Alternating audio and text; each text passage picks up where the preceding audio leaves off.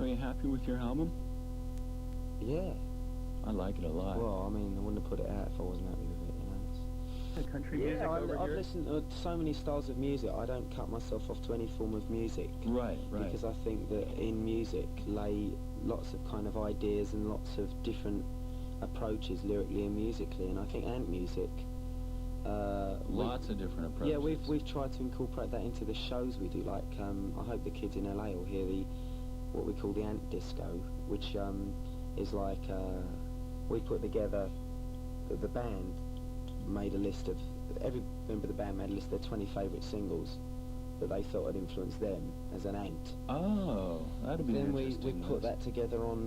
Went in the studio, I mixed it all down, mastered quality, and we present a kind of hour and a half disco of the sort of music that's made our music.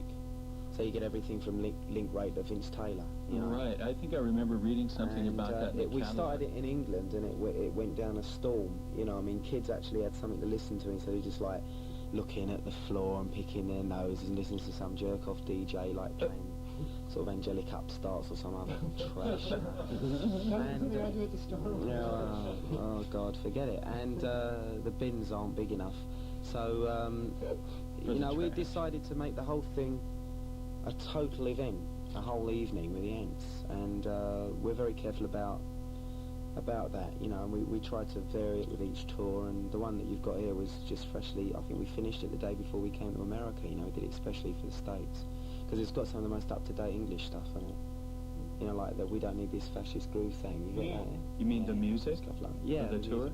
The Ant Disco. We've used it in Boston, Philly, New York and Washington. And So you're going to be playing it, excuse me, you're going to be playing it before your Yeah. Oh, I see. The music that we put it through the PA, so it's loud, right? And so you can't have a quiet conversation. Well, you can, but you have to have a deaf aid and a trumpet. So I mean, basically, you know, it sets the scene. It lays down a bit of lays down some sounds that I hope the audience realise that the Ants have chosen. You know, each member of Adam and the Ants has chosen. So this gives some kind of indication of the sort of influences we have. I think I remember in the catalogue reading something about Brian Eno. Somebody in the band like Brian Eno? Before he got arty, I think Marco. Oh, that was it. Yeah, Marco said he liked Brian Eno before he got arty. I liked Brian Eno before he started wearing big pullovers. I liked him I think his first two albums are unbelievable. I mean, I think they're great. And I like some of his later stuff. Warm Jets? Here Come the Warm Jets and Taking Tiger Mountain by Strategy. Right. And I liked Another Green World a bit, and then he went and worked with David Bowie, and I think that nearly killed him. And then he came back with, I mean, his own stuff's really good. I think that music for films is very beautiful. You know, I can listen to his music when I've done a day's work and I come home and think, what shall I play? So, Motorhead, man. How's the tour? Is the tour going to be really tight? Are you going to have any days off? No, I don't have days off. Oh, no. Apparently it's written into my contract. Adam Ant will not have any rest at all. No, days off involve, well, this is a day off, you know, this is my day off, actually. But it's all right, because it's a tour to say hello and talk about the Ants, you know, it's something I enjoy doing. So, if I have a day off, I get bored. Really? By 12 o'clock, I want to do something. But when you're going from city to city and checking in and out, but getting up, and the band has to leave earlier, or the crew has to leave earlier than you do, so they can get the equipment to the next city. Crazy last night. I mean, we did the Ritz last night. We went on at about 12:15. We finished at about 1:30 or something. We got back to the hotel, out to take the makeup off, 2:30. Ian Hunter came back to the hotel, so all the lads went down and said hello to him. But it was about 4 o'clock before I got to sleep, and I had to get up at 8 or 7:30 and get a plane to here. So, you know, but I think just adrenaline and just excitement keeps you up. I mean, I don't feel tired right now.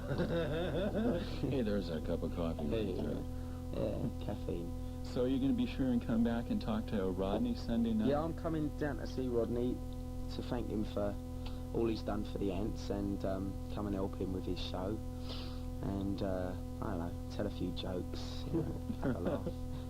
No, it's really good, because the first I ever heard about Rodney liking the Ants was like, I got this letter from this kid who lives around here, and it was a guy wrote to me, and he said, do you know that there's this guy Rodney Bingenheimer. He's got absolutely mad about he's playing your album.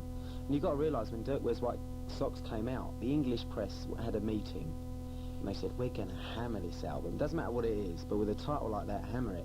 So it was getting absolutely nothing in England. I mean, you've got to believe they hammered the thing. Yeah, I did read about it. That's unbelievable. And this was the only radio station that was playing it, you know, Right. in the world. You mean even as of October and November? I would say not one track of my album, my first album, was ever played on British radio, apart from Peel. Even in October, November, not last year? No, nothing. Peel didn't really like the album. Car Troubles? No, not until it was re-recorded. Peel didn't like it. Didn't like the album. Well, that's so I'd had it. So.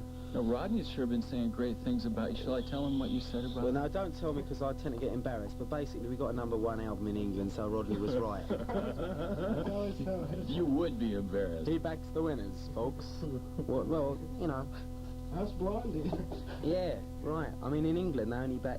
The thing is in England, it's like putting a bet on a horse, but the English press like to bet on the winners before the race. Oh, it's the same way over here, Adam. And they build the band up to magnificent states like Joy Division, like the Enemy. Build it up and then just slam it. You know, they just chop it right down, and basically, it's pathetic, you know.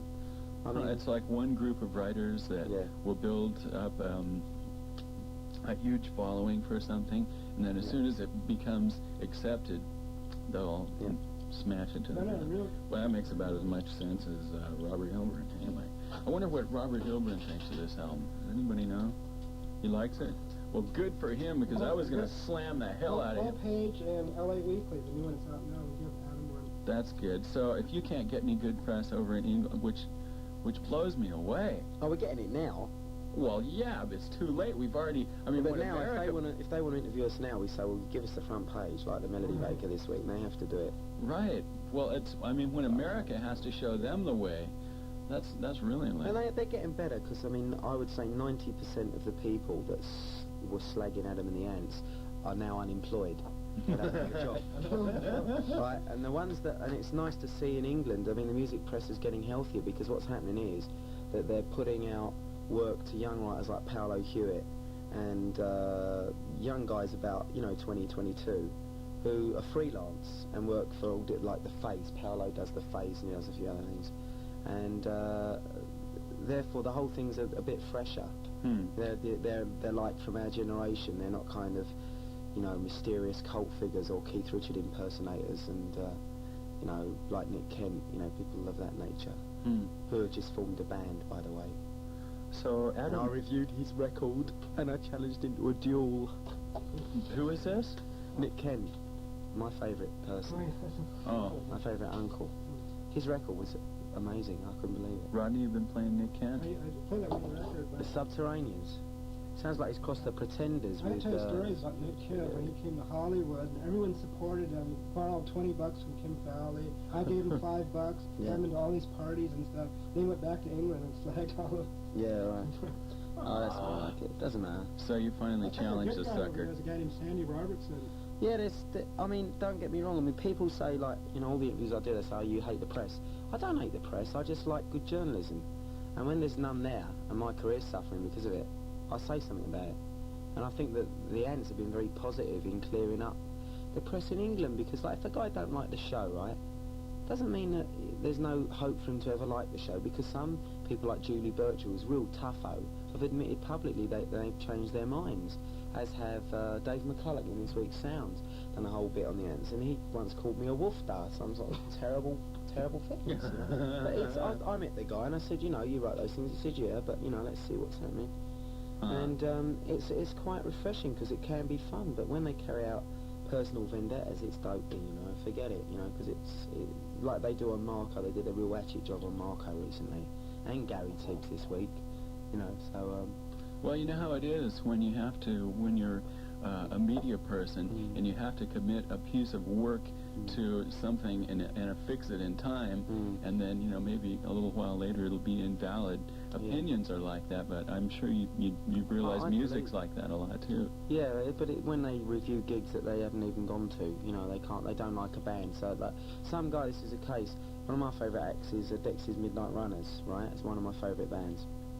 And Kevin Rowland, the lead singer, is very dogmatic, he's very tough out, he's very like, well, I mean, we're very similar, won't compromise, right? And he had a whole gig reviewed, and the guy didn't turn up, and he said in his review they wore little suits and stuff, and they did this, that, and the other. And they didn't, obviously. The guy had not been to the concert. So Kevin went down there and thumped him. So, and this guy... Hello, Charlie, did you write this? Yeah, Bob, out. This guy writes for what? I don't know who it was, but I heard that story, and... it's not important. I wish I hadn't told it now, but never mind. That's okay, I want to hear Killer in the Home anyway. Oh, okay. You mind? No, I don't mind. Okay. Why not? This is KROQ FM Pasadena. We've been talking to Adam Ant on the Rock.